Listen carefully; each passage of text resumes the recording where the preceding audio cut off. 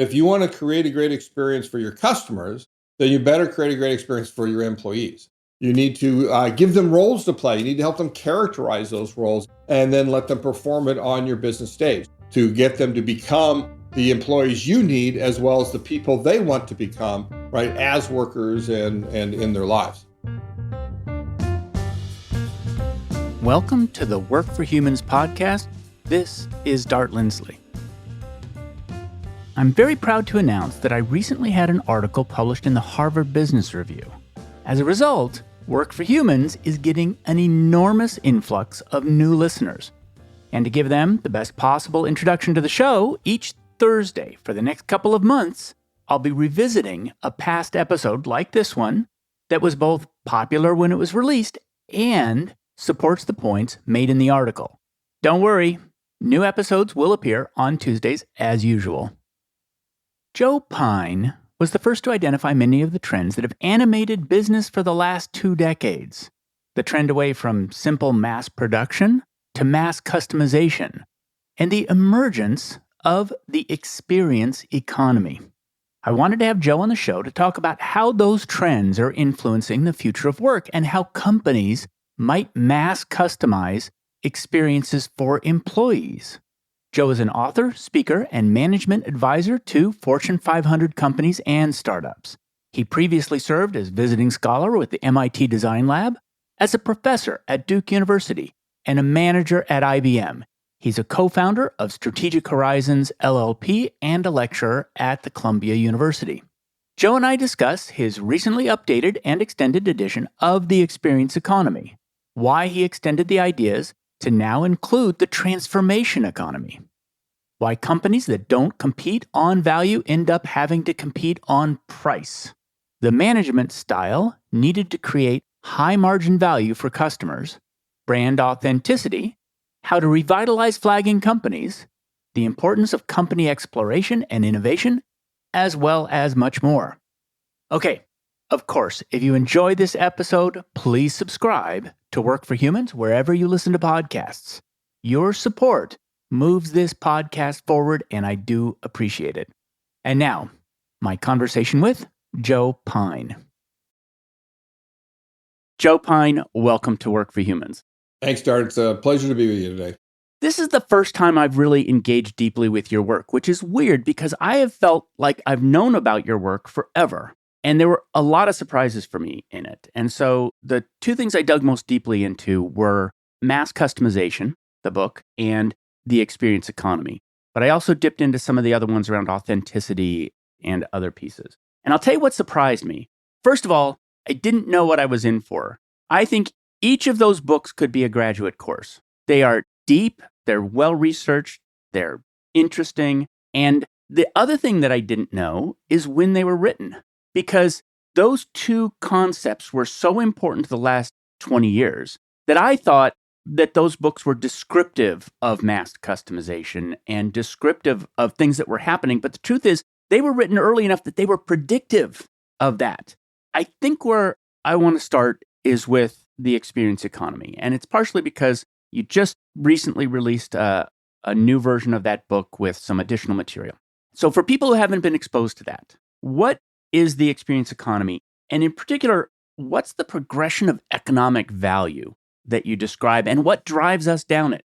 The progression of economic value is the core framework of the experience economy. It's like the mother of all frameworks to a degree because I believe it explains macroeconomically what the change in business competition has been for millennia.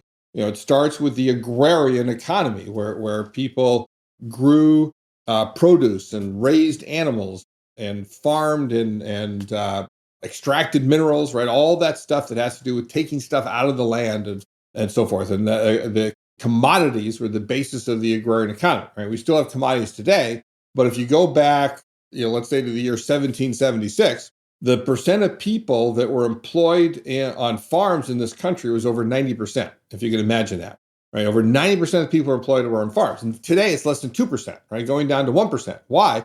Because of technological and productivity improvements that allows us to produce more and more output with fewer and fewer people. So people moved out of farms and into factories, where we created the industrial economy based off goods, the physical, tangible things that we touch and feel. And 100 years ago, when Henry Ford put together the system of mass production in 1913, over 40% of the people were still on farms, and another 40% of the people were in manufacturing. They made things with their hands, and today that percent is going well below 10 to below 8%. You've got less than 10% of the people, right, in commodities and goods. That's emblematic of the shift in the latter half of the 20th century to the service economy, where services became the predominant economic offering, taking over from goods, which supplanted commodities. And in the service economy, one of the things that happens is that goods become commoditized. I mean, they're treated like a commodity where people don't care who makes them. They don't care about the brand, and the features are all pretty much the same anyway. They come to care about three things and three things only, and that's price, price, and price. Right? That's when your goods have been commoditized. So that's why manufacturers moved into services, whether they're leasing, as my old employer, IBM, did a big job in the 80s and 90s of moving from selling to leasing, financing, or warranty, service, repair, and other services. And what happened eventually is that services became commoditized as well. Long distance telephone service sold on price, price, price, and fast food restaurants with all their value pricing. So it became time for service companies to move to a new level of economic value, and that is experiences. Now, the most important thing to understand about experiences is that they are a distinct economic offering, as distinct from services as services are from goods. It's basically you use goods as props and services as the stage to engage each and every individual in an inherently personal way. Right? You can create that memory. The memory is the hallmark of the experience. So what's happened is, and I originally came up with this, actually in early 1994, I think it was. We published the book originally in 1999. I don't think it was a futurist book. I always say I'm not a futurist. I don't tell you what's going to happen. I tell you what is happening. You just don't see it yet. That's the thing. And once you see it, once your eyes are open, then you see it everywhere. You see exactly how this is going on. I used to have to argue with people that we're shifting into an experience economy, and now I just say it, and most everybody just gets it. That we're in, and today we're in an experience economy. Experiences have become the predominant economic offering, and goods and services have commoditized. I'll mention just one more thing that I'm increasingly focused on to complete the progression of economic value. I don't know if you want to get into it at all, but there is one more offering. There's one more offering where you use experiences as the raw material to guide people to change, to help them achieve their aspirations. And I call that a transformation. So a transformation, like any business, is in the business of being healthy, wealthy, and wise. Right? People are coming to you, said, I have an aspiration, make me healthier, make me wealthier, make me wiser, contribute to my health and well-being, my wealth and prosperity, and my wisdom and understanding. Then they're looking for a transformation. And increasingly what we see, like with transformational travel, is that many experiences are moving in that direction, particularly post-COVID, to being meaningful and even transformative. So that's the progression of economic value. 5 economic offerings. One other thing I'll mention, since you brought up mass customization too, is like it's got these 3 dynamics: the dynamic of shifting up, the dynamic of commoditization, which brings you down, right? Goods be commoditized, services commoditized, even experiences be commoditized, and then the dynamic of customization, which lifts you up. And it is how I originally discovered it, recognizing that mass customization automatically turns a good into a service. So what happens when you customize a service, it turns into an experience. What happens when you customize an experience? It can turn into a transformation. So that's the full progression of economic value writ large in just a couple minutes. And so I imagine a 2x2.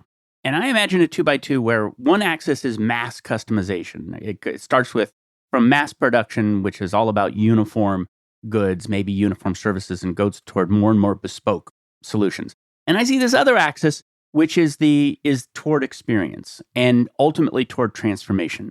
And a lot of the discussions that I am in about work is that we want work to land in the upper right-hand corner. We want it to be both an experience that's transformative and customized.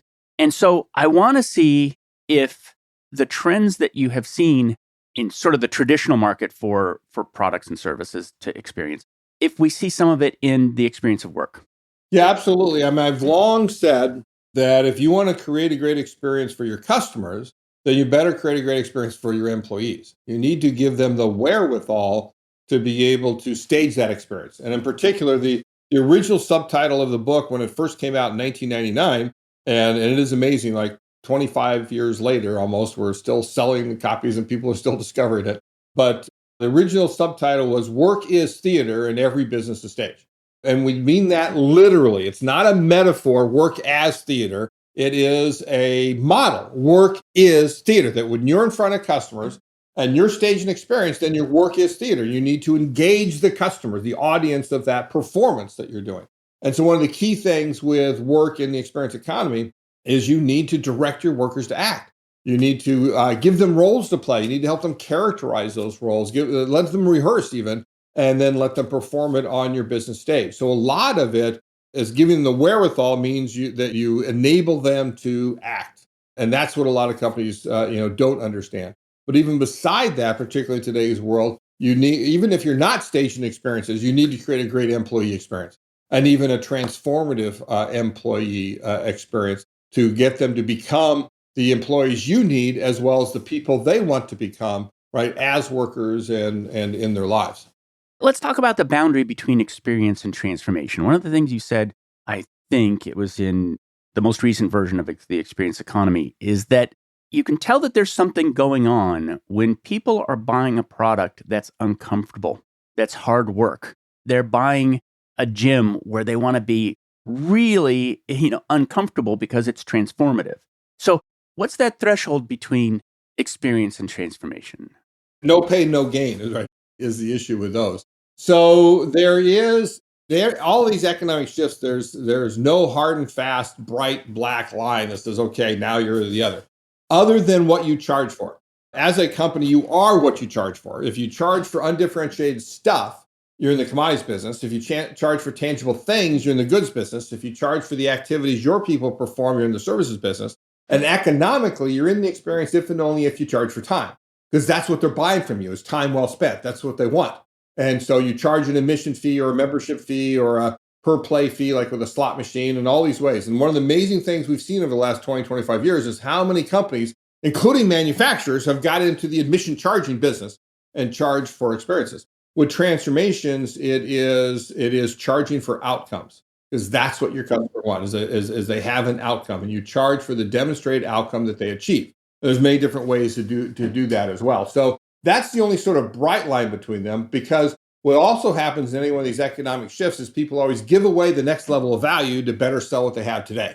So you go to a Starbucks, which talks about being the third place and wants to have that experience that brings you in, but they're still charging for the coffee, right? They haven't figured out, that, hey, you should create, in their case, they should create a membership club that you belong to that lowers the cost of the coffee, but you're paying long-term for that membership.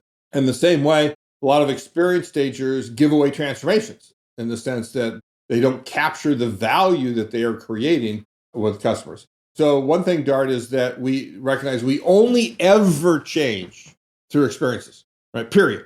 As the saying goes, we're all the product of our experiences. And so many experiences have often been transformative for somebody, but it wasn't necessarily designed to be. It wasn't necessarily expected to be, but it happens. I remember speaking once many years ago with the American Association of Museums, and most of the people in the audience were curators. And I asked, when I got to the transformation part, I asked a simple question. I said, raise your hand if you're here in this audience today, if you're a curator museum because of some particular museum experience that happened to you as a kid. And almost half the hands went up. Wasn't intended, but they were transformed. There was a point that they went to a museum. They were so wowed by it. They say, this is what I want to do, right? This is what I want to be when I grow up. As we used to say, okay, what do you want to be when you grow up? Is the quintessential transformation question. So many experiences will transform even if they're not intended to, or you don't go and expect it. That's a lot of the cases with transformational travel. I often quote Jeffrey Kotler in his book, Travel That Can Change Your Life. And he talks about how when we travel is when we're most open to change. We get out of our daily routines. And even if we're not expecting something, that we get awe, they get in awe at something, and it changes who we are, what we think about, our values, changes the society in which we go in, and so forth. So there is this non-bright line between experiences and transformations. But if you know that if you have an aspiration, if the experienced stager knows what that aspiration is and can customize then what they're doing to you based on what you're trying to achieve, what you're trying to become, that's when the chances of a transformation can greatly increase. And when you can charge for it, even though you can never guarantee a transformation, even though some companies offer transformation guarantees, you in fact can't guarantee a transformation because you're not doing the transforming, they are. The customer is the product, and they're the ones that change it. Yeah, that was an eye-opener for me. The chapter, "The customer is the product." Because when you get all the way out to transformation and you say you're talking about outcomes, the outcomes that you are after in a transformational experience, I don't know if I'm layering those wrong, but anyway, in a transformation is yourself. You are the product that you're developing. Right, exactly. Because that's all that matters. It doesn't matter all these physical things you give them. It doesn't matter the activities you do. It doesn't matter the experiences they undergo unless they achieve the aspiration that they want, that they have. There's two things that really seem to drive these trends. One thing that you describe is our ability to produce them changes. The technology changes, all of that stuff. But the other thing is that the market changes and that the market has an increasing expectation for a higher level of service. And that's the only thing that they're going to pay for and that they're going to pay the most for. And frequently it's an order of magnitude more each time you go up one of these steps. Exactly. So I want to talk about work as one of these things. This is something that we go to receive from the company that we work for. And the market has changed in the last few years, which is all of a sudden it's broken open into a lot more customization about where you're going to work and things like that. And I'm wondering if you agree that that's a trend, if you think that this falls into the same pattern or not. Absolutely is a trend. It absolutely does follow in the same pattern. If you think back to, again, Henry Ford's time when mass production was the paragon of how one did things, whether you're a goods business or a services business, people were merely cogs in the wheel of the machine. It was a machine that went on and they would be happy just to mechanize you and automate you out of existence if they could do it. And it worked very effectively when we could predict demand and so forth, when we would subsume our individual desires to get something we could afford, because bespoke cars, only the rich could afford it at the time. And Henry Ford made it that all people could afford them. And that is a huge benefit to society. Mass production was one of the greatest gifts to society ever invented because it allowed the masses to truly afford things that otherwise only the rich could afford. It really democratized that. But it treated people like cogs. And in the service economy, sort of only cared about the activities that they did. But in the experience economy, again, whether or not you're an experience changer, the fact that we are all immersed in all the experiences, we want experiences in our lives, we do not want to separate that out and say, okay, work is drudgery and I only live to play when I get done, right? No, we need to make work non-drudgery. We need to make work not just not toil, but in fact, ideally a joy. I don't know about you, Dart, but I get joy out of my work. I love what I do. And I hope that everybody does as well, no matter what their role is. And as companies, we need to provide that. And particularly when you get to the transformation side, it also gets a lot into purpose. We need meaning out of work. I mean, as a human being, we need meaning out of work. Yes, we can get by, and if we don't have it, but our lives are so much richer and we flourish so much more as human beings when we can get meaning not just out of life and family and God, but out of the work that we do. And so companies can do that, particularly when they themselves have a meaningful purpose that aligns everything they do and guides everything they do. When that meaningful purpose aligns with your individual purpose, right, that's when work becomes joy. And here's the thing, in the experience economy, you have a graph and it shows the rate of change of the value of different parts of the economy. And so essentially the goods and services economy has been flat or down, and the experience economy has been sloping up. The transformation economy is even steeper, right, in terms of the prices. And it crossed my mind, maybe that's because the very wealthy can afford the experiences. And as our economy splits into the very wealthy and the people who are struggling, that part of what we're seeing is that the experiences are going up in cost. And the reason I bring this up is that if I'm selling work to you and I'm thinking about what level of work I should give you, should I give you it as a service? Should I give you it as an experience? Should I give it as a transformation? Should I only invest in it as an employer as a transformation if you're a premium customer? And what I mean by that is the kind of customer I can't afford to lose and the one that's going to give me the most value. I don't know what the or is in that, but it's basically, can only a part of the economy afford those? I don't think that's correct. I think that there are levels of goods, services, experiences, and even transformations that can happen at all levels of the economy, at all socioeconomic levels. There are certainly some that are premium, and as you go up, the increase in cost is going to be even higher because people can afford it otherwise, but you can get there anyway. In experiences, right? So I may not be able to afford to take my family to Disney World, but I can go to a Six Flags amusement park. Right? If I can't go to Six Flags amusement park, guess what? I can go to McDonald's Playland, right? And I can spend a couple hours in there letting the kids play, and for free basically because I bought a meal. And it's not just about premium; it is about finding the value. And you remind me too when you talk about the pricing of this. I actually wrote an article, an op-ed for the Wall Street Journal a year ago, January, and it was just as everybody's talking about all the inflation raging and everything. And I made the point that we tend to think of inflation as only a result of cost increases. That my supply chain is blocked up, and so I can't get things, and I got to pay more to be able to get things. Therefore, I have to raise my prices. Or my employees, I can't get my employees; they've gone off and they're at home, and I can't get them to work, and I got to pay them a premium because they got to wear a mask and all of this. And so my labor costs will go up, and therefore my price has to go up. But I pointed out that often what we call inflation and what the government calls inflation is, in fact, value going up for the customer and their willingness to pay more. And I use the quintessential example of Walt Disney, right? And I compare, it's one of the things we do in the book too, but you can compare the prices of a ticket to Walt Disney, how much it costs per day versus the normal CPI. And it goes up tremendously. It's like 1.8 times every year, higher than the 0.8, 0.018, 1.8% higher every year than the CPI. And it's not because their labor costs are going up. It's not because their cost to build a ride goes up. It's because there's demand and people value this more highly than other experiences because they're the world's premier experience stager. So a lot of that, it's the same thing. Like what are the two industries? Now there's two reasons for this, but what I'm talking about is one of them. What are the two industries that have increased the most in pricing in the last 3 decades? Any idea? I actually do have I think I read it in the book. One of them was healthcare overall, which landed in the transformative bucket. What's the other one? And the other one also in the transformative bucket, higher education.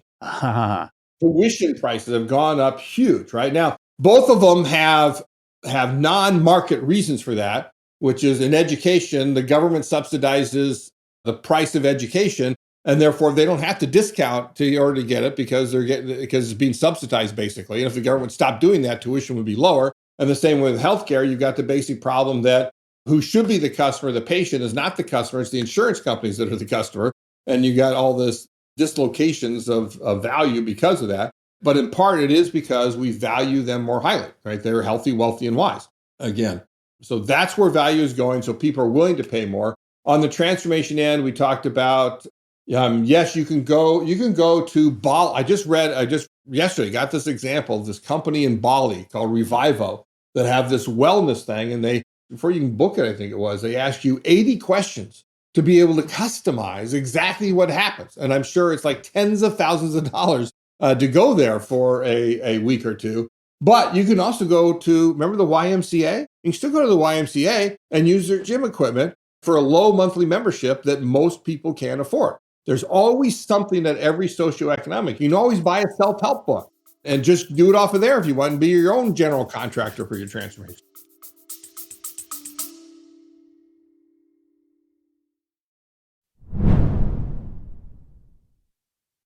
On this show, we've been exploring the principles of multi-sided management, which is the belief that work is a product that every company builds and delivers to employees. This struck a nerve. Work for Humans is in the top 5% of podcasts worldwide. And along the way, people began to approach us, asking us how they could put multi-sided management into practice. And they were from all walks of business, line managers and CEOs, 3-person startups and multinationals and universities. But they all shared in common the belief that management practices of the last century are clearly not working. In response to this demand, I've pulled together a small team of some of the best people I have ever had the privilege to work with during my long career, who are also passionate about multi-sided management, and we formed a company 11-fold to serve the need.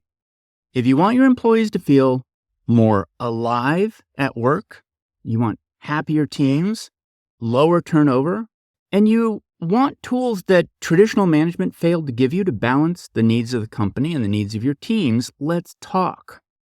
Employees give your company value it cannot survive without. When you fail to design great work, they will unsubscribe, either by leaving or even worse, by losing the ability to care. Join us at 11fold.com, spelled 11FOLD.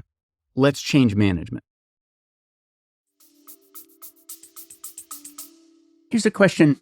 As we go up the stack, does the amount of co-creation, the balance of co-creation between customer and provider, does it change?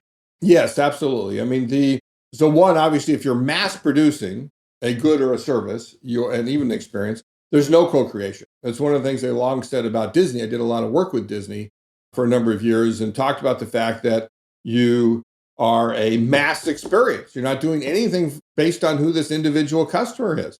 And you need to get more customized. And that's just the way the direction is going. And that work helped lead to the Magic Band, where they can actually identify who each individual customer is and start to do things differently for them. So all experiences are co-created. All experience, even the mass ones are, right? Just not much, but even the mass ones are, because where do experiences happen? They happen inside of us.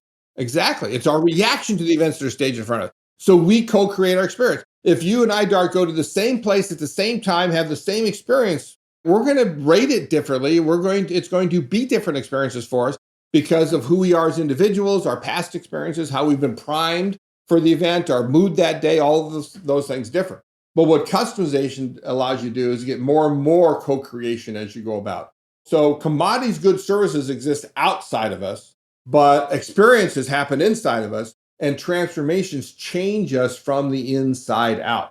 So they are necessarily, again, more and more co-created. Yeah, so much of them are, the finished product is, let's say the last 50% of the finished product happens inside us in a transformation. And also their hard work. I mean, if you don't come with the will to actually transform and contribute your part to it. Before we started recording, you had said that you disagree with my positioning that work is a product that employees are customers. And I want to know which part you disagree with, because it might be the word product and it might be the word customer, and I'm not sure which it is. All right, so we'll start with the word product. So product has one of two meanings. Product means either a physical good, it's the industrial economy, Ford made product, mass produces products. Or it can mean generically any offering, what I like to call an economic offering, in which case it could be a product, could be a commodity, a good, service, experience, or a transformation. So just sometimes I'll use that both ways as well.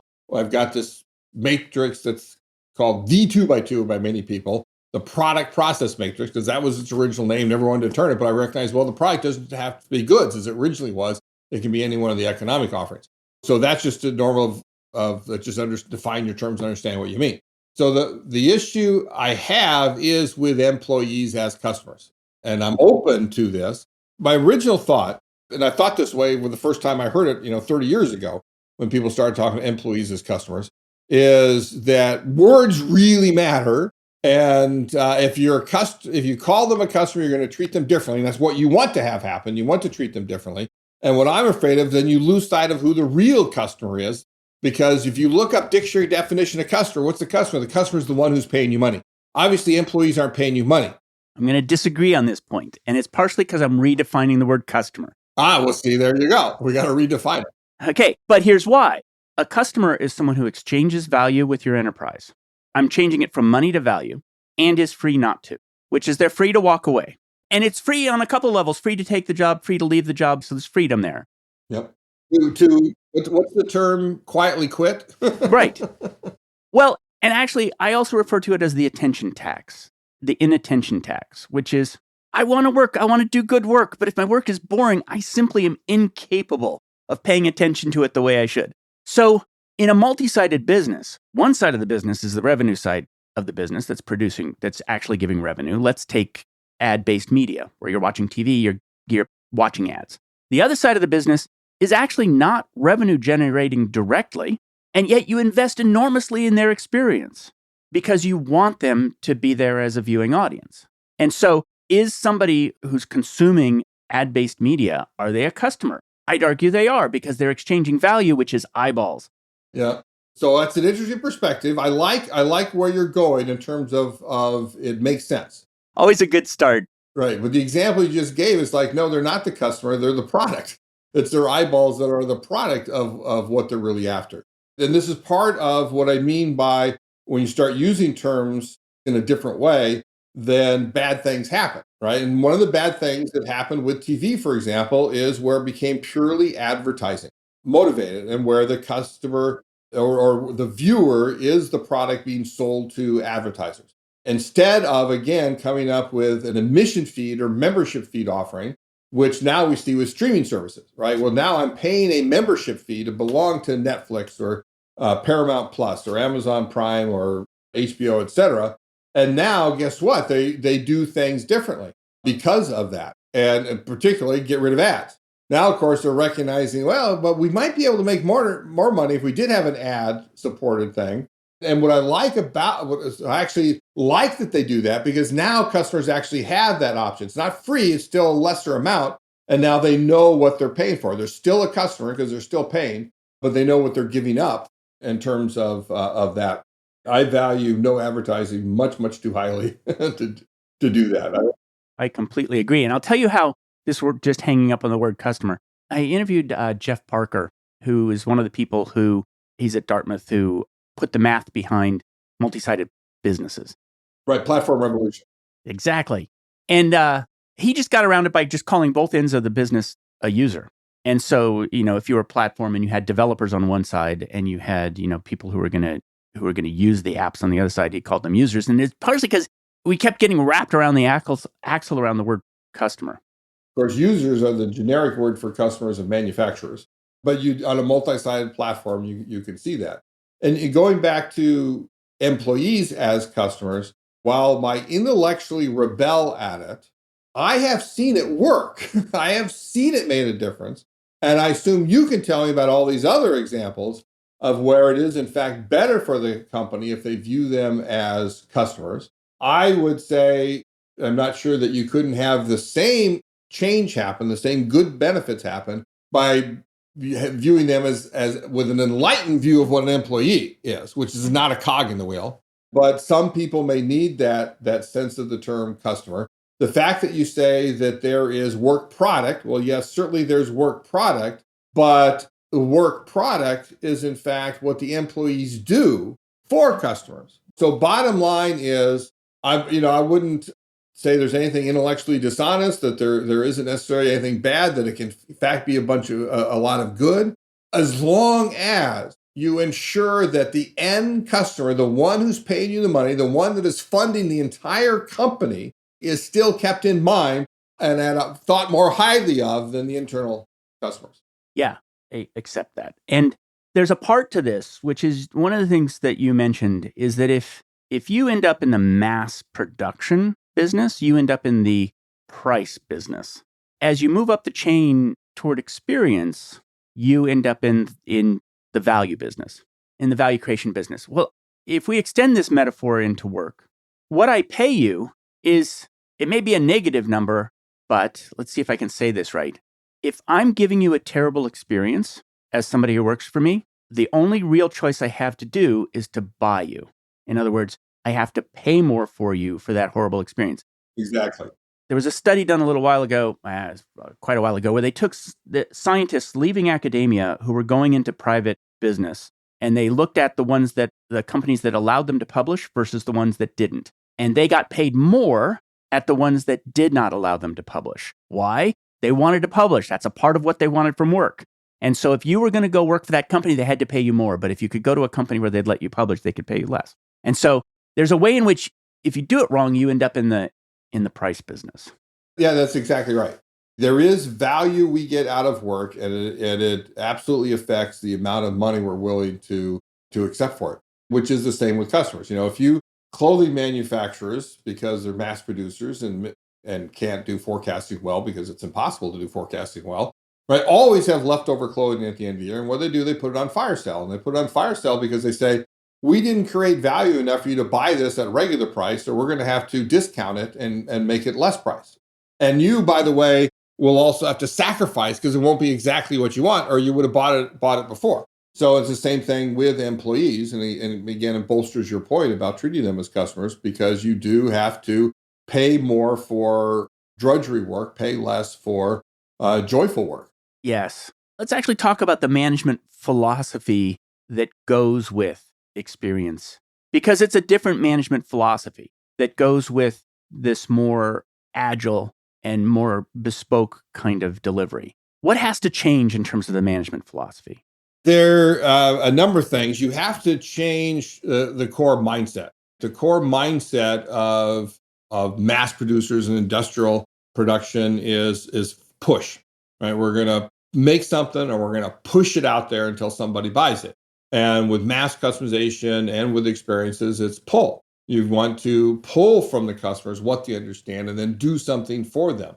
And it's less targeting them and but enticing them, right, with an experience. Even how you market should be with marketing experiences that entice people to want to learn more about your product and your whatever it may be, and your company, and buy from you. The other key thing I'll mention is, functional silos of mass production, which turned into horizontal teams of continuous improvement with mass customization, are modular. Right. And that's one of the things we need to do as well, is we need to make our organization modular, less silos, whether they're vertical or horizontal, and more modular, where you can bring people as individual capabilities, as a bundle of things that they can do, and apply them to the right need at the right moment, to create the right offering for the right customer. You're right there, right then. That's the goal. I'm also working with a colleague, Kim Korn, on ideas on what managing needs to be. And this would be a good conversation to have. It's not quite ready for prime time, but we're very close. And what Kim names it as is regenerative managing. That we need to manage in a regenerative way that regenerates the advantage of the corporation over time. That instead, what always happens is that if you look at a company that it rises up, and it's founded and it does all this stuff, and it rises up and it creates all this, it's innovative, creates all this value, and then it slowly dissipates that over time and becomes mediocre and eventually fails, right? Just a pattern that you see. And then sometimes you can forestall that failing when some heroic leader comes in, Jack Welch at GE and so forth, and sparks things, and you get a lot of innovation. It goes back up, but then comes back down again over time.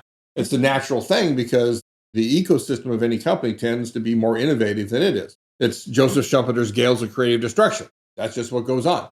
So how do you regenerate the company? How do you vitalize it in a way that instead of falling down into mediocrity, eventually failing, that it can in fact thrive forever? And there's a number of, we went back to first principles rather than argue by anecdotal. Look at that successful company, it does it this way. Look at that successful company, it does it that way. And try and figure out all these principles, which are very idiosyncratic. Instead, come to first principles about what is an enterprise, what is economic value, what is, and how do you go about creating that, and then from that develop a set of imperatives for this is what a company must do. And the one I'll mention is one we already talked about, is it needs to create a meaningful purpose.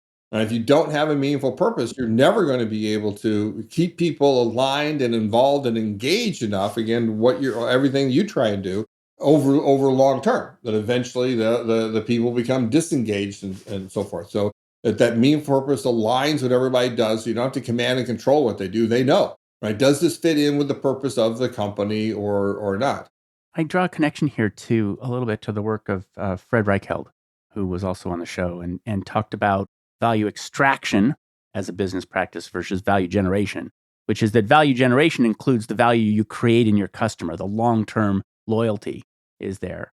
And this reminds me a little bit of that, which is that you can be extractive with your workforce as well, which is you can extract value without allowing it to regenerate. I wonder how you regenerate it. What do you do? I guess we're going to have to wait for that book. Yes, and we're have to wait for the next conversation that we have, Dart, to be able to get into that. But what Reichhelt's talking about is classic economically. It's explore and exploit. So we'll end with this, right? Is that What companies tend to do is they exploit the advantage they currently have, and eventually that goes away as others disrupt and innovate. But you also need to have explore. You need to be out there innovating, exploring new things. And a lot of companies have that, but exploit starves explore. They don't like it. They want to get rid of it. They want to keep doing the same things they've always done, ideally. And so that's where Kim says what we need is to orchestrate. We need to orchestrate these things together in a way that allows us, yes, to take advantage of what we already know how to do, but yet not starve the innovation that we need to have to continue to have a business that exists into the future. It's a real systems dynamics problem, which is that you're on a local optimum, right? You're climbing the mountain of nearby value, and you're way up on the mountain because you're a leader in that, whatever that is.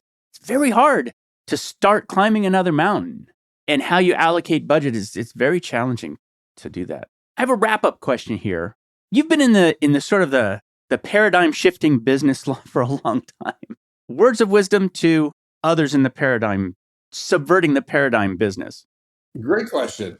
I go right back to mindset, right? You've got to change the mindset, which changes vocabulary, which changes behavior. And you can change any one of those, change the other two. But the easiest one is to change the mindset first, to get the aha, to make people to realize that this is the direction we're going. That's disruptive to everything that's going on. And it helps to have a framework. What I specialize in is developing frameworks that first describe what's happening and then prescribe what companies can do about it. And that's why the progression of economic value, the product process matrix, all these frameworks can really help you see, there is something else out there. There is more possibility. And to be able to say, okay, that's the direction we're heading. Yeah, I'll tell you, a lot of the diagrams in your books I can see in my head, and I remembered them probably within 30 seconds. They made sense, and I was ready to go. Super. Absolutely. I can literally see them in my head.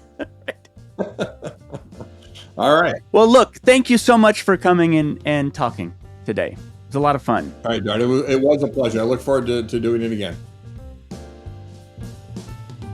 Thanks for joining me for another episode of Work for Humans. If you enjoyed this episode, please give us a 5-star rating wherever you listen to podcasts. And share the show with one person you think would get value from it.